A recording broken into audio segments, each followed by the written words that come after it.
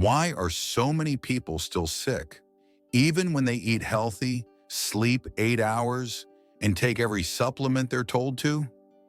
It's a mystery that modern medicine still can't fully explain. Did you know that over 60% of chronic illnesses today are classified as having no clear physical cause? And yet people still wake up tired, inflamed, anxious, despite doing everything right. So what if the issue isn't your body, but your mind? Not in a psychological sense, but in a deeper, quieter way. A mind that is overloaded with thoughts, tangled in worry, stuck in past stories, can slowly turn the body into a battlefield. No pill can fix what your nervous system doesn't trust. No doctor can reach what your soul has locked away. Here's the part no one talks about. Your body is trying to heal, but it cannot heal in a field of noise. This isn't about becoming more positive. This is about creating inner stillness, where healing begins before medicine even enters. And today I'll take you on that path. You'll discover how calming the mind can begin to reverse the pain in your body. Ready to explore the healing medicine already within you? No prescription required? Let's begin. 1. The inner noise. How mental clutter weakens physical vitality. Have you ever walked into a quiet forest after hours in the city and felt your body sigh with relief? Now imagine your body has been living inside the city of your mind all day, every day. No wonder it's tired. We often think exhaustion comes from what we do, but what if it comes from everything we think and carry mentally, non-stop? You wake up and instantly your mind checks the news, your to-do list, what someone said yesterday, and what might happen tomorrow. The noise isn't outside, it's internal. And just like a house full of clutter makes it hard to breathe, a mind full of noise makes it hard for your body to function freely. There's a saying in Zen, the body follows the mind like the shadow follows the body, which means if your mind is in chaos, your body becomes the battlefield. Imagine your nervous system like a garden hose. When thoughts are flowing gently, your body gets watered with peace.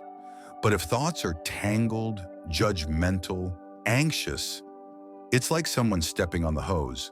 No flow, no nourishment, just pressure. Here's the twist. Your body's fatigue might not be from lack of nutrients, but from a starvation of stillness.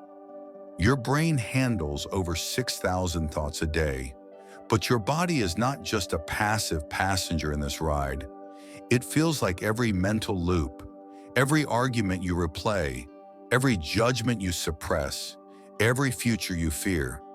It all sends signals to your heart rate, your muscles, your immune system.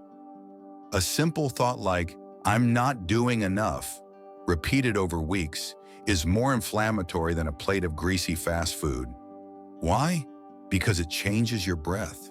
It tenses your gut. And worse, it convinces your cells they're under attack. Now multiply that by years. That's not just mental clutter. That's spiritual pollution. But here's the good news. The body doesn't need you to be positive. It just needs you to be quiet sometimes. And no, I don't mean going on a 10-day silent retreat and becoming a saffron-robed monk. Unless you're into that, in which case, let me know where to sign up. What I mean is this. Healing begins when the inner radio dial is turned down, when your inner world is not constantly bombarding your outer body with alerts, alarms, and emotional traffic. Let me be honest. I used to meditate with my phone beside me, just in case someone texted. You know what happened? Nothing, except my back hurt more. Because stillness isn't about posture, it's about permission. Permission to pause, to not be productive, to not fix everything for a moment. And in that moment, something beautiful happens. Your body starts to trust again. Trust is a healing frequency.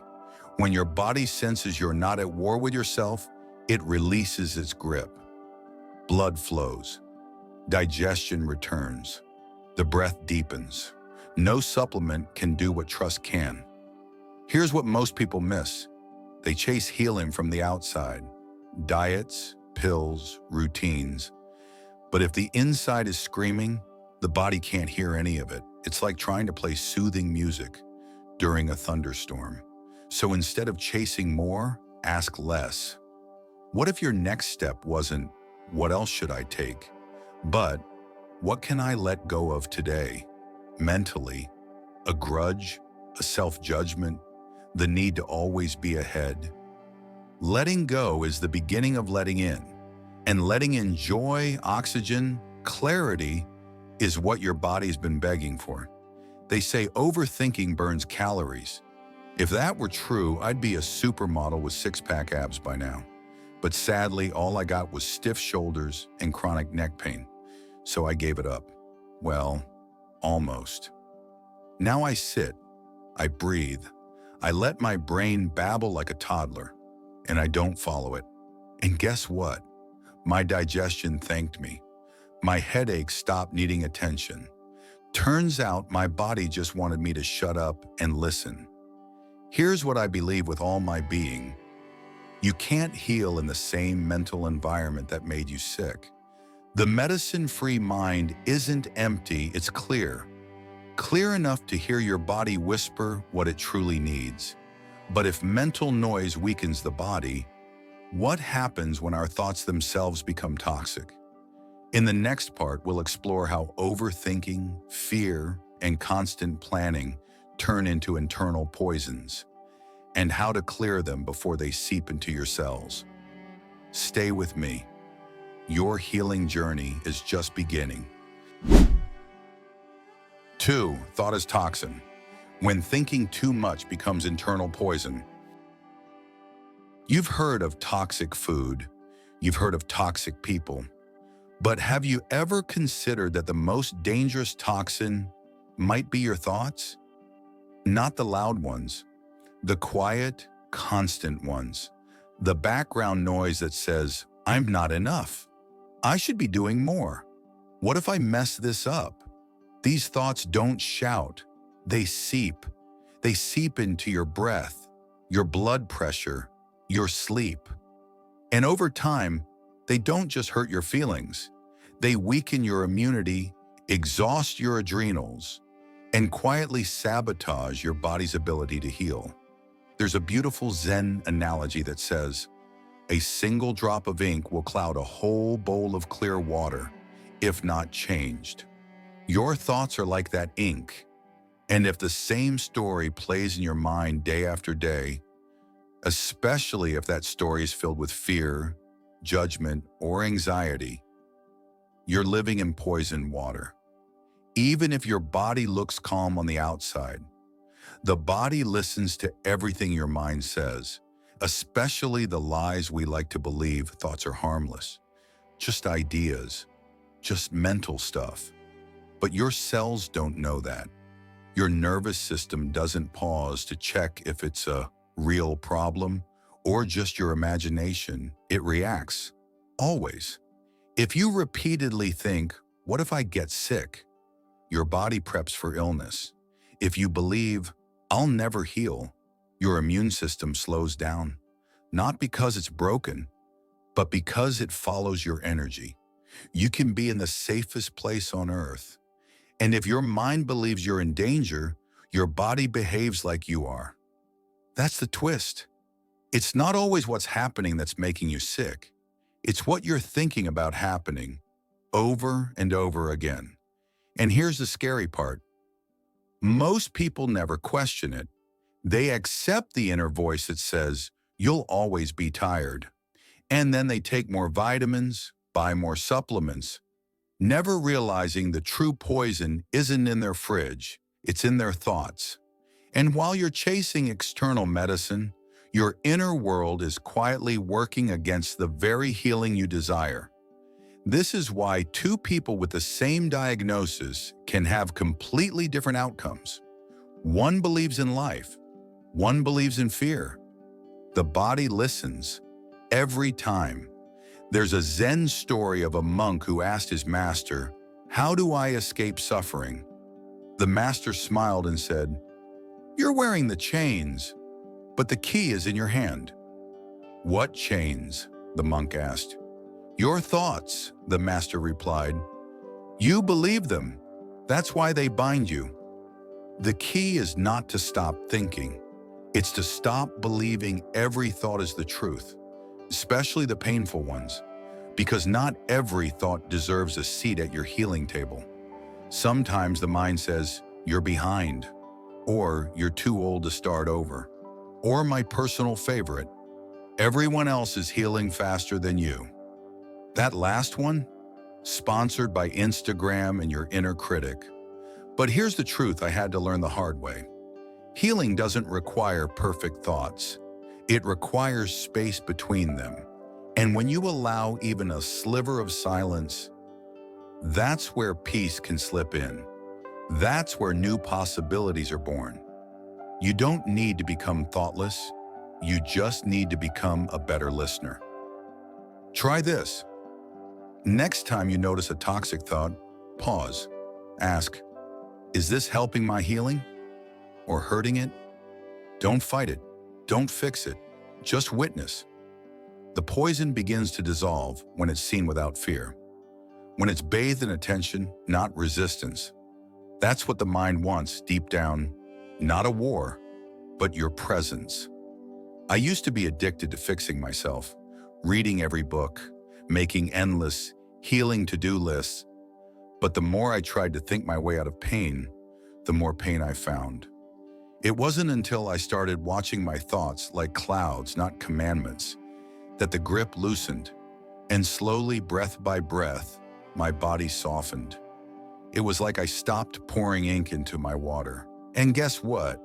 I didn't need a new supplement. I needed a new relationship with my mind. Here's what I know now. The most powerful healing doesn't start with what you put in your body. It starts with what you're willing to remove from your mind. You can't think your way into healing, but you can think yourself out of it. So choose your thoughts the way you choose your medicine, intentionally, carefully, and when in doubt, choose silence. But if toxic thoughts can poison the body, what about the emotions we never dared to feel? The grief buried in our chest, the anger locked in our belly, the memory we never allowed ourselves to cry over. In the next part, we'll go even deeper into the emotional residue your body remembers, even when your mind tries to forget. Stay with me. This is where real healing begins. 3. Emotional residue. The body remembers what you never released. Have you ever cried out of nowhere from a smell, a song, or a dream? That wasn't weakness. That was your body remembering what your mind buried. We tend to think healing means moving on, but sometimes what your body truly needs is for you to finally pause and feel. The body doesn't forget, especially the things you didn't process. You see, your skin can regenerate. Your blood renews itself every few weeks. But your body never deletes an emotion you weren't ready to face. Grief doesn't vanish. It moves in. It finds a quiet place in your chest and waits. Anger, when unexpressed, gets stored in your jaw, your fists, your liver. Fear settles in your belly like a stone. Shame hides behind your posture, in the curve of your back. This isn't poetic. It's energetic. The body is not just a machine. It's a memory field. It remembers every "I'm fine" that wasn't true. And over time, that emotional residue becomes fatigue, inflammation, dis-ease. There's a Zen story of a disciple who came to the master, trembling with grief. His father had died, and though the funeral had passed, he couldn't stop shaking at night. The master said nothing. He handed the disciple a mirror. "Sit, hold this, and do not speak. Just look." Hours passed. The disciple sat in silence, gazing into the mirror, watching his face change with every breath. When night fell, the master spoke. You are not crying for your father. You are crying for the parts of yourself you never met while he lived. This grief is not just loss, it's awakening. Let it come. The disciple wept, not because the pain left, but because he finally let it in and let it move through. That's what emotional residue is. Unmet parts of ourselves trapped in the body, waiting for permission to be witnessed so they can finally move on. Emotion as energy, and energy as habit. Every emotion we suppress becomes a vibration we live in. When we avoid sadness, we vibrate in tension. When we ignore anger, we vibrate in tightness. When we pretend we're okay, we vibrate in shallow breath, tight shoulders, and a nervous system that never stops scanning for danger. But when we allow space, just a little silence, stillness, breath, those emotional energies begin to untangle. Just like a knot in the stomach loosens when you finally speak your truth. Or how tears come when someone says, "It's okay, you're allowed to feel this." Healing doesn't mean the emotion disappears. It means it moves, and all healing is movement. Let's be honest, most of us are emotional hoarders. If your body had drawers, they'd be full of grudges from 2010, unsent texts from your ex, and that glorious file titled, "Things I Should Have Said in That Argument." Your body wants you to declutter, not with sage or essential oils, though they help, but with honesty, with breath, with presence. Here's the part most people avoid. The longer you hold an emotion, the more it changes shape. Grief turns into fatigue. Shame becomes chronic tension. Anger, ignored long enough, can sit in your gut like a slow-burning fire. You may not feel it today, but your body is keeping score, and one day it knocks louder. So don't wait. Don't wait for the breakdown. Invite the release now, softly, gently. Here's something I believe deeply. You don't need to be emotionally strong. You need to be emotionally honest, because the strongest bodies are not the ones that hold everything in. They're the ones who let things pass through. So now you've seen how the mind thinks and the body remembers. But what happens when we finally stop chasing, fixing, suppressing, and instead return to silence? In the next part, we'll explore the healing frequency of stillness and why the medicine your body craves most might be the one found in doing nothing at all. Let's keep going. You're closer than you think. 4. The healing frequency, how stillness becomes medicine. What if the medicine your body craves doesn't come in a bottle, a diet, or even a breathwork routine, but in something much simpler? Stillness, not the absence of sound, but the presence of peace. It sounds too simple to matter, but that's exactly why most people ignore it, because they think healing must be hard, dramatic, complicated. But what if the most powerful healer in your life is the moment you stop chasing healing? The quiet your body has been begging for. Let's be honest, modern life is a performance. Every moment is measured, optimized, and shared. But the nervous system doesn't care about your calendar. It cares about one thing: safety. And nothing says you're safe more deeply than stillness. Stillness tells your body there's no threat, there's no task, there's no need to fight, flee, fix, or prove. In that space, everything softens. Your breath deepens, your muscles loosen, your digestion wakes up. And the healing mechanisms that have been there all along, silenced by stress, start speaking again. It's not magic, it's nature. You're not broken, you're just overloaded. And the cure isn't to do more, it's to do nothing with full presence. There's a Zen koan that says, "Only still water can reflect the moon." Your body is that water. When stirred by anxiety, noise, and constant doing, it can't receive truth, clarity, or restoration. But in stillness, everything that was hidden becomes visible. That's not poetic, it's physiological. Your body moves from defense to repair. Your cells shift from tension to flow. Inflammation reduces, energy returns. And here's the twist. Most people try to relax by distracting themselves, scrolling, watching, eating. But distraction is not stillness. It's just noise in softer clothing. Everything is vibration. Your thoughts, your emotions, your environment, they all carry frequency. Stillness is not the absence of vibration, it's a coherent one, a stable frequency that invites the body into alignment. When you sit in silence, not to fix but to witness, your entire field recalibrates. Think of it like tuning a musical instrument. You don't need to rewrite the song of your life. You just need to get back in tune. This is why monks, mystics, and sages have sat in silence for thousands of years. Because they understood. Stillness isn't empty, it's full of healing.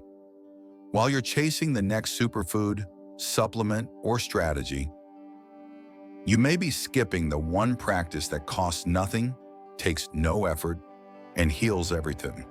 Sitting, breathing, being. Don't underestimate that. Most people do, and that's why they stay stuck. In one monastery, a monk was known for never speaking. People thought he was strange until they noticed something odd. He never got sick, never lost energy. He moved like still water, even in old age. One day, a curious disciple asked him, "Why don't you talk like the rest of us?" The monk smiled and said, "When the body is silent, the bell of the soul rings clearer. Why fill it with noise?" That silence wasn't emptiness. It was his medicine, and his body responded with deep vitality. Look, if sitting quietly made me enlightened, I'd be a guru by now. I've tried meditating with itchy socks, a growling stomach, and one eye half open. It's not always graceful, but it's real. And the magic isn't in doing it perfectly, it's in doing it anyway. In a world that rewards hustle, noise, and constant productivity, stillness is a sacred rebellion. It says, I'm not my busyness, I'm not my to-do list, I'm not even my thoughts, I am present, and presence is where healing begins. You don't need to escape to the mountains or a temple. Just take one moment today. Close your eyes. Breathe. Let stillness wrap around you like a warm blanket. And let your body remember what peace feels like. Stillness gives the body space to heal. But healing isn't just about peace. It's also about trust. And that trust begins when you stop trying to control the outcome and learn how to let the process unfold. In the next part, we'll explore the surprising truth that letting go of how healing happens is often what allows it to happen at all. Let's keep walking gently. The final doorway is just ahead. 5. Letting go, the hidden key that activates true healing. What if your healing wasn't waiting on one more treatment, one more cleanse, or one more practice? But was I simply waiting for you to stop trying so hard?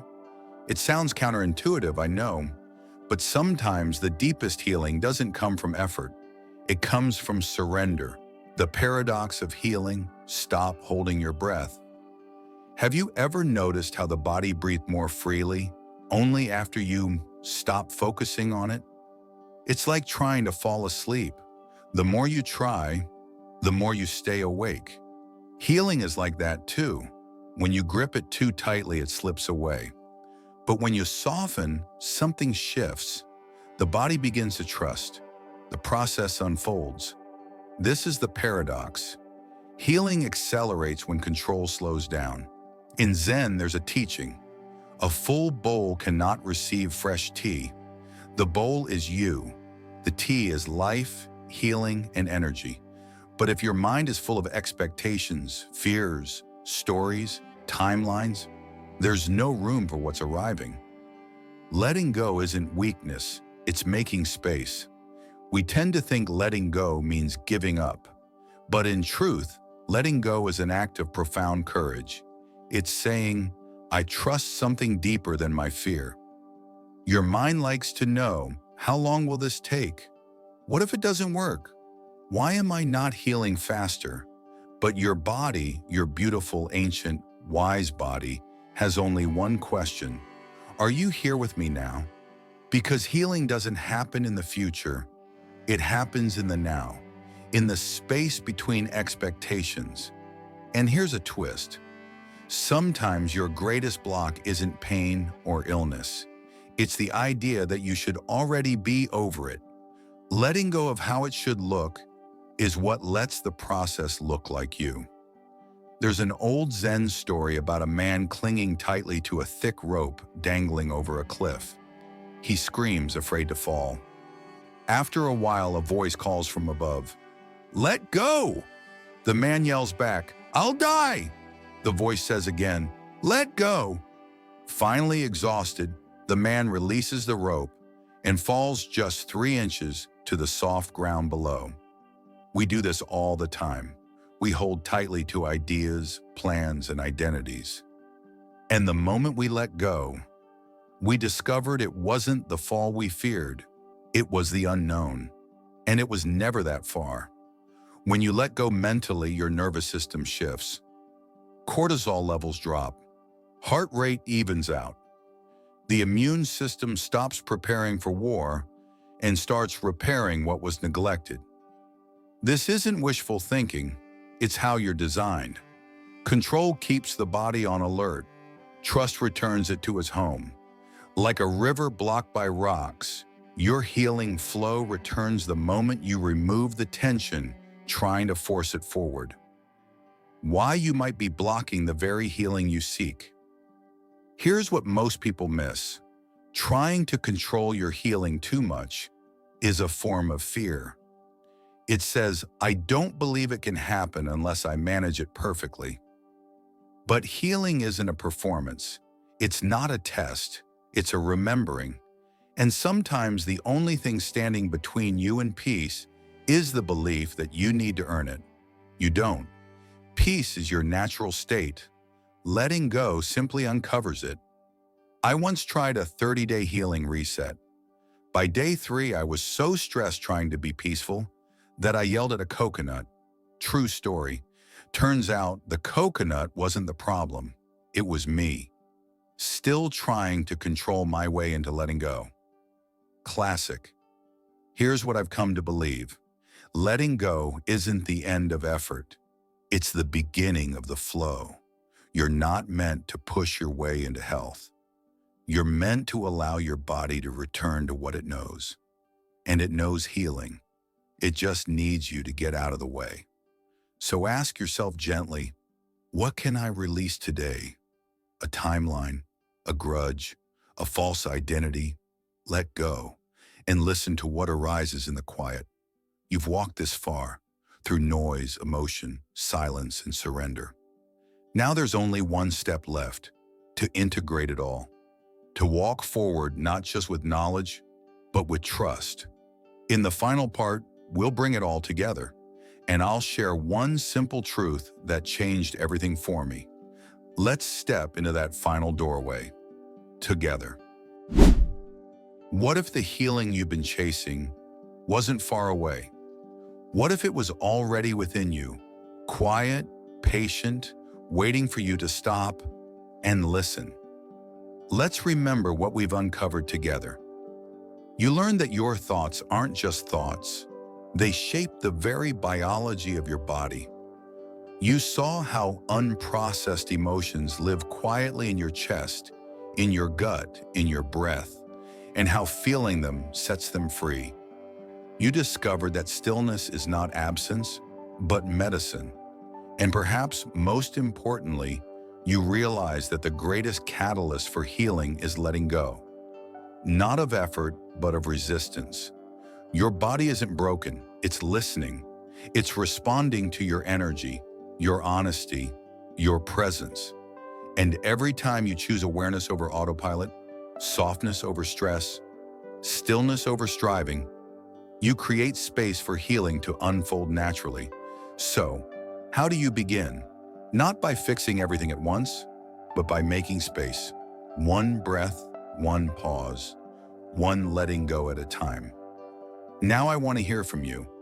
Which part of this video resonated with you the most? Share this with someone who needs gentle healing more than medicine. Subscribe if you're ready to keep walking this path with grace, with truth, and with yourself. Because healing the body where it always begins with coming home to the mind. And today you took one powerful step closer.